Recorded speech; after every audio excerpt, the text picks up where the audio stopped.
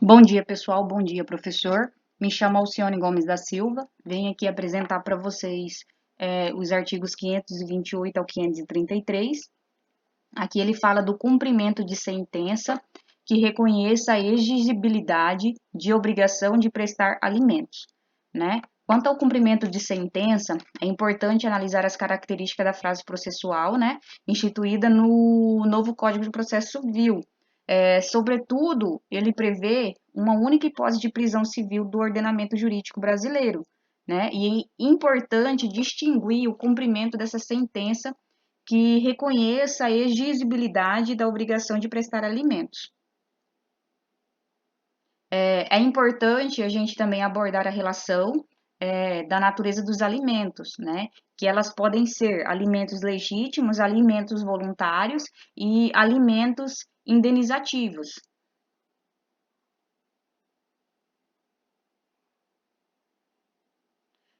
Majoritariamente, os meios de execução, eles são aplicáveis às duas primeiras espécies de alimento, com suas características na obrigação decorrente de constituição de renda. Contudo, tem teorias que discordam desse entendimento, defendendo que as medidas executivas sejam aplicadas a todas as espécies de alimentos. O artigo 528, lá no caput, ele fala que antes de qualquer medida punitiva ou sanção, aquela cuja obrigação de prestar alimentos tenha sido reconhecida em sentença ou decisão interlocutória que preste alimentos, essa deverá ser intimado para pagar os alimentos e terá então até 3 dias para realizar o pagamento, quitando o débito, provar que já fez, inclusive das custas e honorários, ou justificar eventual impossibilidade de fazê-lo.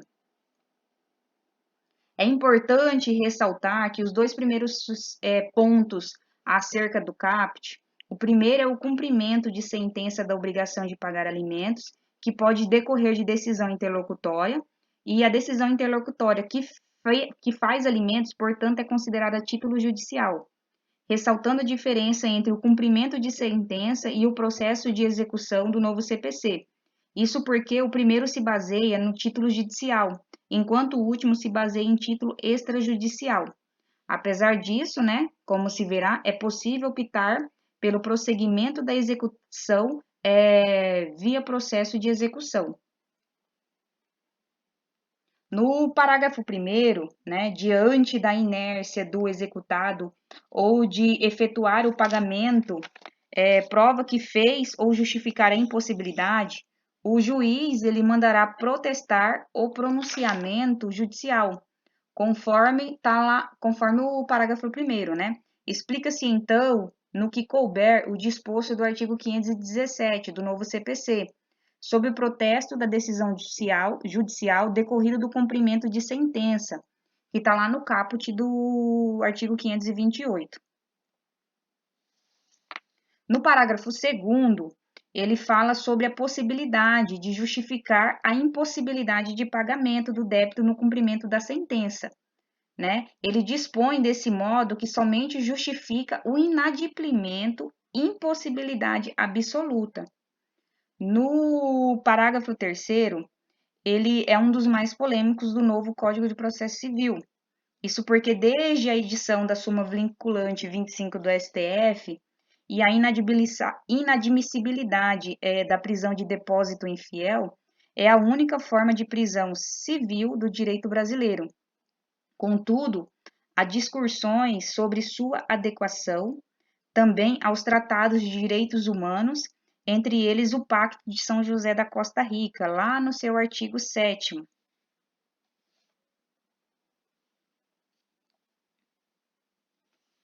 O não adimplemento da obrigação de prestar alimentos executada no cumprimento de sentença, né, segundo o parágrafo, ele pode ensejar em prisão civil de 1 a 3 meses, né? Contudo, não será decretada de ofício, poderá então ser requerida pela parte exequente ou pelo Ministério Público. No parágrafo 4º, ele fala que a prisão civil decretada no cumprimento de sentença deverá ser cumprida dessa forma, em regime fechado, né? E o preso, contudo, deverá ficar separado dos presos comuns, isto porque a prisão civil não possui os mesmos fundamentos da prisão penal. E mais do que caráter punitivo, ela possui um caráter coercitivo, sendo assim, visando o adimplemento da obrigação. No parágrafo 5º, ele fala do cumprimento da pena, não exime o executado do pagamento das prestações vencidas e vincendas. No parágrafo 6º, ele, retomando o que está lá no artigo 4º, né, no parágrafo, perdão, retomando o que está no exposto lá do parágrafo 4º, né, do artigo 528, Didier comenta que a prisão civil não é uma pena ou sanção punitiva, ostentando a função de medida coercitiva, destinada à força o cumprimento da obrigação por parte do devedor. Cumprida a obrigação, a prisão atende à finalidade que se pretendia alcançar, que era o pagamento da dívida. Assim, paga a dívida, não deve mais subsistir a ordem de prisão que deverá ser suspensa pelo juiz, né, que está previsto no próprio artigo 528, né? E no parágrafo 7º, ainda sobre acerca, né, da prisão civil no cumprimento de sentença, estabelece limite para as prestações vencidas que sejam a causa da prisão. Sendo assim, o débito de alimento que autoriza a medida compreende até 3 prestações anteriores ao ajuizamento da execução, e as que vencerem no curso do processo, isso se decorre do fato que o credor também não pode ficar inerte. Deve, portanto, atuar no sentido de movimentá-lo, agir de boa-fé, ou seja, deve requerer o pagamento das prestações e não esperar pelo inadimplemento.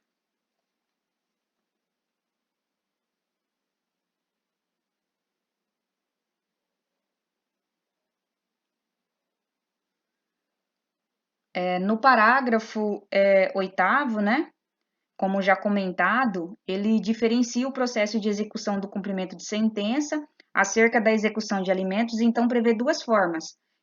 Para o título executivo judicial, decorrente da sentença ou da decisão interlocutória, e para o título executivo extrajudicial. Contudo, mesmo nos casos decorrentes lá do título judicial, poderá exercer, optar pelas medidas de processo de execução, que estão lá nos artigos 911 e artigo 913 do novo CPC. Nesses casos, então, aqui, poderá requerer a penhora dos bens do executado e recaindo a penhora sobre o dinheiro. Desse modo, a concessão de efeito suspensivo e a impugnação não obsta a que o exequente levante mensalmente a importância da prestação.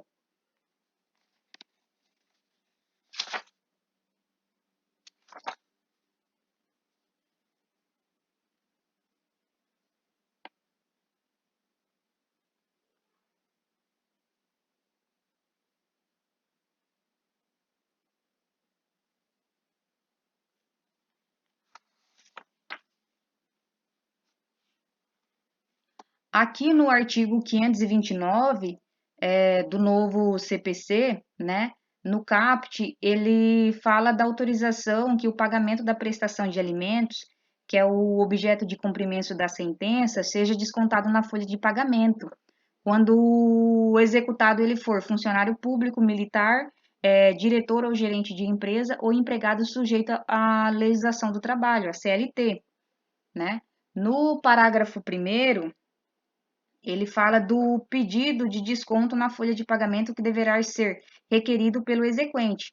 Aceito o pedido pelo juiz, contudo, este deverá oficiar a autorizada empresa ou empregador e determinará então que o desconto seja efetivado a partir da primeira remuneração do executado, a partir da data do protocolo de ofício. Caso o ofício, né, todavia, não efetue o desconto, ele poderá incorrer de crime de desobediência, que está previsto lá no artigo 330 do CP.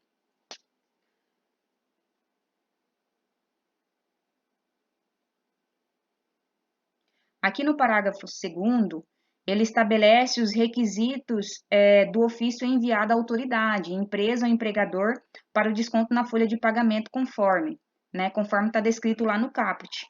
Então, assim, o ofício ele deverá conter o nome do exequente e do executado, número da inscrição no CPF do exequente e do executado, o valor de desconto mensal, o tempo de duração e a conta para depósito.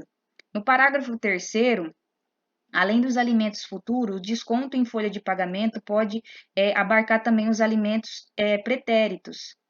Isto é, o desconto mensal pode englobar o pagamento vincendo de alimentos e parcelas do débito anterior. Contudo, deve respeitar o máximo de 50% dos ganhos líquidos do executado, conforme está lá no parágrafo 3º, né, do próprio artigo.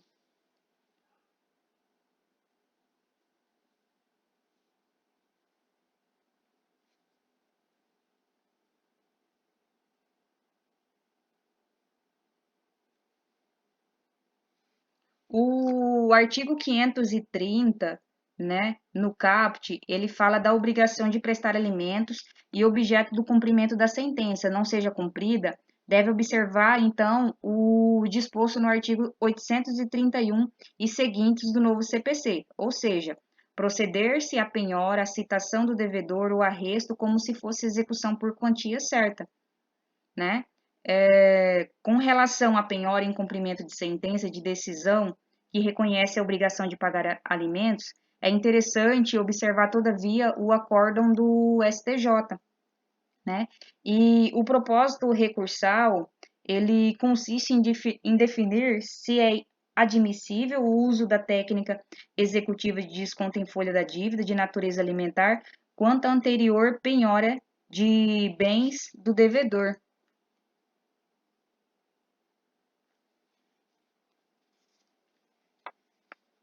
Aqui ele fala também que na hipótese ele pretende-se o adimplemento de obrigação de natureza alimentar devida pelo genitor há mais de 24 anos, com valor nominal superior a R$ 1.300.000 e que já foi objeto de sucessivas impugnações do devedor, sendo admissível o deferimento do desconto em folha de pagamento do débito parcelado e observando o limite de 10% sobre subsídios líquidos do devedor, observando-se que, se adotada apenas essa modalidade executiva, a dívida somente seria inteiramente quitada em 60 anos, motivo pelo qual se deve admitir a combinação da referida técnica subrogatória com a possibilidade de expropriação dos bens penhorados.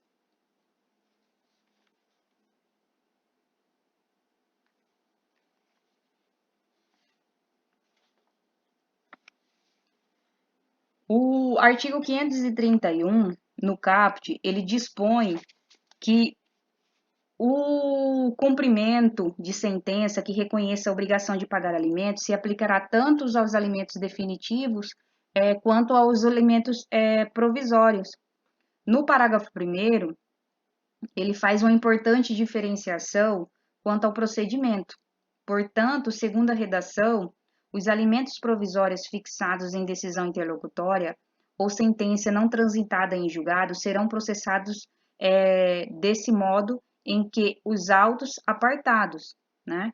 Então, aqui os alimentos definidos, por sua vez, fixados em sentenças transitadas em julgado, eles serão executados dessa maneira nos próprios autos da ação principal.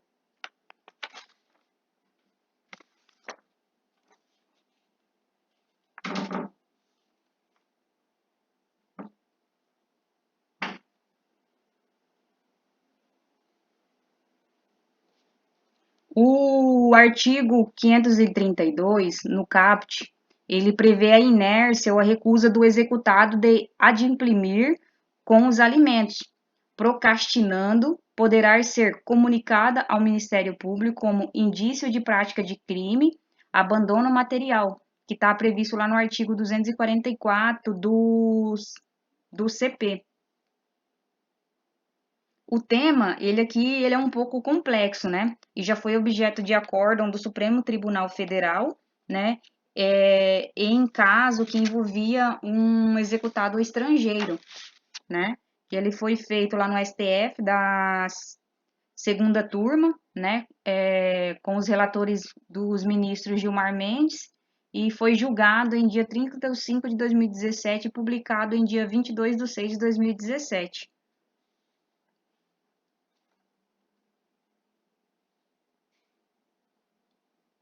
O artigo 533, com relação ao caput, ele trata dos alimentos indenizatórios. Como já observados, essa espécie de alimento segue, portanto, medidas diversas das demais espécies de alimentos. Nesse caso, então, o executado poderá construir capital cuja renda assegure o pagamento do valor mensal da pensão alimentícia. Poderá, por exemplo, constituir capital através de imóvel e direitos reais sobre imóveis alienados, e acerca, assim, como o pagamento dos alimentos através dos frutos desse capital.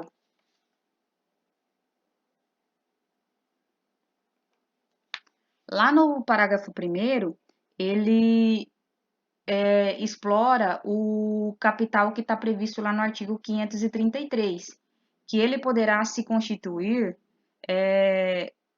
desse modo, ele pode ser representado por imóveis, direitos reais sobre imóveis suscetíveis de alienação, títulos da dívida pública, aplicação financeiras em banco oficial.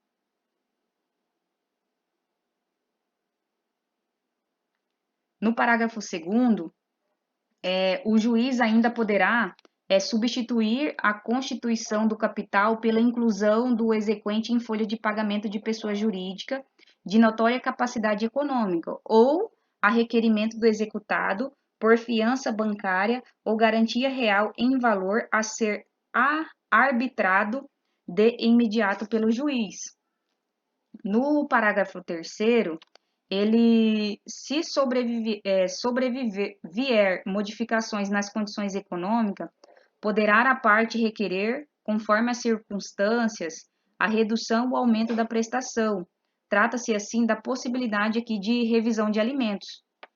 No parágrafo 4º, ele fala quanto à prestação alimentícia, contudo, não necessariamente tomará por base o salário do executado em porcentagem, poderá dessa maneira ser fixada, tomando por base o salário mínimo.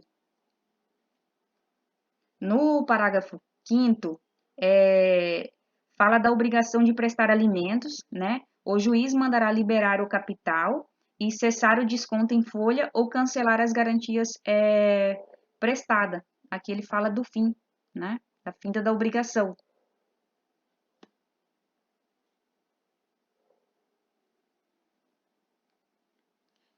Com relação à pergunta 26, né, que ela pergunta qual deve ser o despacho inicial do cumprimento de sentença de obrigação alimentar, é possível a prisão do devedor, qual a natureza jurídica desta prisão e qual débito alimentar autoriza essa prisão. Antes de qualquer medida punitiva ou sanção, aquela cuja obrigação de prestar alimentos tenha sido reconhecida em sentença ou decisão interlocutória que preste alimento, esse deverá ser intimado para pagar alimentos e terá até então 3 dias para realizar o pagamento quitando o débito, provar que já o fez, né, ou justificar eventualmente a possibilidade de fazê-lo. Essa previsão já constava lá no caput do artigo 733. O primeiro é que o cumprimento de sentença de obrigação de pagar alimentos pode decorrer de decisão interlocutória. A decisão interlocutória que faz alimentos, portanto, é considerado título judicial, ressaltando a diferença entre o cumprimento de sentença e o processo de execução do novo CPC. Isso porque o primeiro se baseia em títulos judiciais, enquanto o último se baseia em título extrajudicial. Apesar disso, como se verá, é possível optar pelo prosseguimento da execução via processo. No tocante das decisões judiciais, essa espécie de execução não necessita estar fundada em sentença civil condenatória, podendo ser aplicada também às decisões interlocutórias que determinem a condenação do pagamento de alimentos provisionais ou provisionários, ainda que essa distinção terminológica tenha perdido sentido no novo CPC, que não prevê mais a ação cautelar de alimentos provisórios, né? E lá no caput do artigo 528, afinal, ressalva que o executado deverá ser intimado pessoalmente no prazo de 3 dias para o adimplemento. Diante da inércia do executado em efetuar o pagamento, provar que já o fez ou justificar a impossibilidade, o juiz mandará protestar o pronunciamento judicial conforme o parágrafo 1º do artigo 528. Aplica-se, então, no que couber, o disposto do artigo 517 sobre o protesto da decisão judicial decorrido no cumprimento de sentença. O caput do artigo 528, de acordo com o texto do artigo 517, o protesto de sentença é permitido apenas nos casos de cumprimento definitivo de sentença para pagamento de quantia, que está no artigo 523.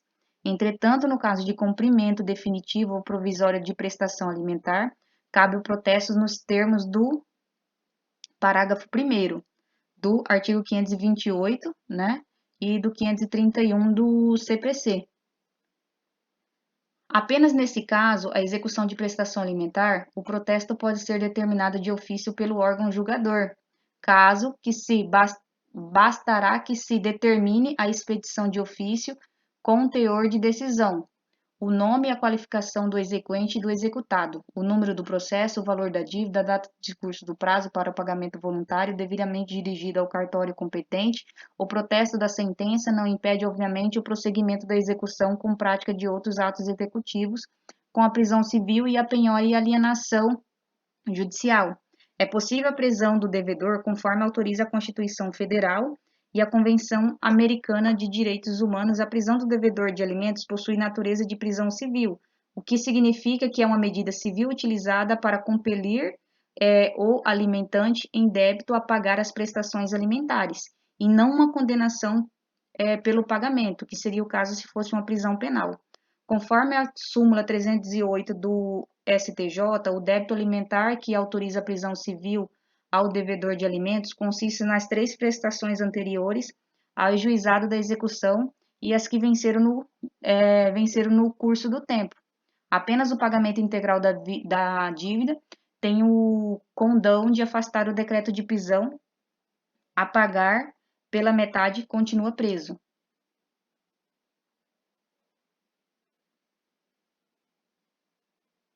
Bom, gente, aqui finaliza a minha apresentação, tá? Muito obrigado. É bastante tema, mas gratidão aí por tudo.